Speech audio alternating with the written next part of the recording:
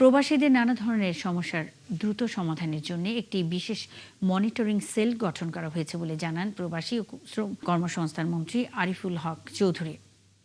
রবিবার সিলেটের ৭১ টেলিভিশন কার্যালয় পরিদর্শনে এসে তিনি কথা বলেন। মন্ত্রী বলেন, পাসপোর্ট নবায়নের জটিলতা, কারাবন্দী বাংলাদেশিদের সমস্যা, নিখোঁজ ব্যক্তিদের সন্ধান এবং মরদেহ দেশে ফেরত আনার মতো বিষয়গুলি নিয়ে পররাষ্ট্র মন্ত্রণালয়, প্রবাসী কল্যাণ মন্ত্রণালয় ও সংশ্লিষ্ট সরকারি সংস্থাগুলোর সমন্বয়ে কাজ চলছে। প্রবাসীদের কাছ থেকে পাওয়া আবেদন ও অভিযোগ দ্রুত যাচাই করে কূটনৈতিক চ্যানেলের মাধ্যমে সমাধানের চেষ্টা করা হচ্ছে। মন্ত্রী আরও বলেন, সরকারের বিচক্ষণতার কারণে ২ ঈদের আগে বেতন ভাতার জন্য শ্রমিকদের কোনো আন্দোলন হয়নি। এটি সরকারের সফলতা।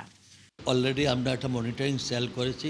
আমরা সঙ্গে সঙ্গে থার্ড পার্টি অ্যাড্রেস দিয়ে এগুলা আমরা দ্রুত গতিতে আমরা আমাদের কূটনৈতিক চ্যানেলে, আমাদের পররাষ্ট্র মন্ত্রণালয়, আমাদের সিভিল এভিয়েশন মন্ত্রণালয়, সবার সমন্বয়ে আমরা কাজগুলো করতেছি। ইতিমধ্যে তো প্রায় অনেক লাশ, প্রায় মনে হয় শখানেক লাশ হয়ে যাবে ইন টোটাল ইতিমধ্যে সারা বাংলাদেশে।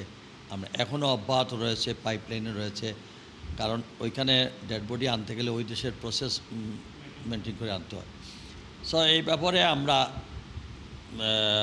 আমাদের সরকার প্রধান থেকে শুরু করে আমরা অত্যন্ত সচেতন আছি।